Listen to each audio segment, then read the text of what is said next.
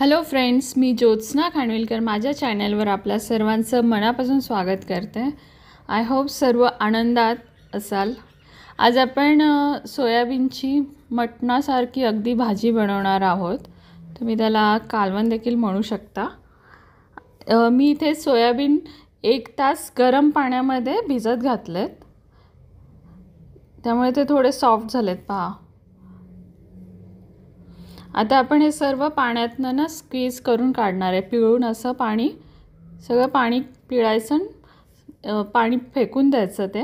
आणि आता आपण फक्त सोयाबीन तेलामध्ये कढईत भाजणार आहोत. फ्राय करायचं थोडा वेळ, म्हणजे त्याला टेस्ट छान येते.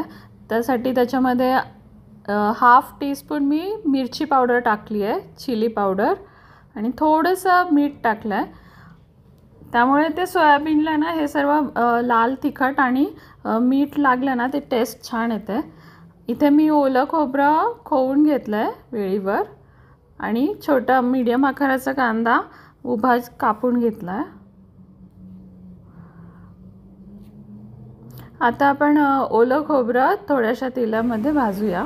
ओलं खोबरं आणि कांदा आपला फ्राय झाला आहे. आता कोथिंबीर, लसूण, अद्रक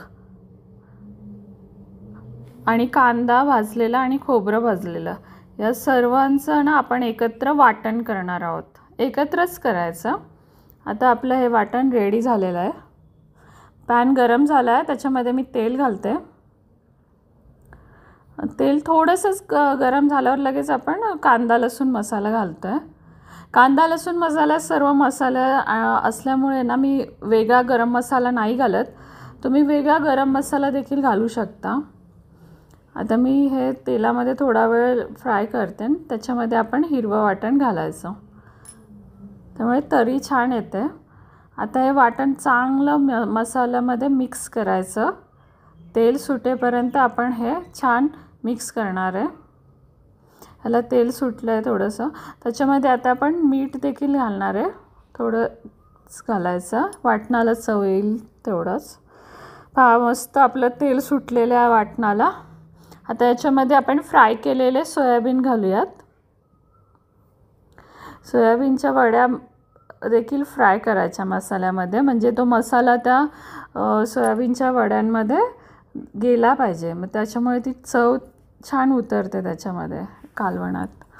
आता आपलं फ्राय करून झालं आहे. त्याच्यामध्ये मी थोडंसं गरम पाणी घालते, कारण आपल्याला अजून सोयाबीन शिजवायचं आहे पाण्यामध्ये. सो मी गरम पाणी घातलं आहे. मिक्स करूया. आणि आता मी थोडंसं गॅस मोठा करते आणि याला एक उकळी आणते. उकळी आलेली आहे आपल्या भाजीला. आता आपण त्याच्यावर डिश ठेवायचं आणि एक मीडियम गॅसवर आहे ना 5-1 मिनटं शिजवायचं. 5 मिनटं झाले आहेत. मी झाकण काढते. आपल्या सोयाबीनच्या वड्या देखील शिजलेल्या आहेत चांगल्या, आणि छान तेल बाजूला झालं आहे. आणि आपली सोयाबीनची भाजी मस्त रेडी झालेली आहे. अगदी मटणासारखी लागते. व्हेज मटणच म्हणा तुम्ही. एकदा नक्की करून पहा. आणि चॅनलवर नवीन असाल तर प्लीज सबस्क्राईब करा, बाजूची बेल आयकॉन प्रेस करा, लाईक करा, शेअर करा आणि छान छान कमेंट्स करा प्लीज. Bye bye.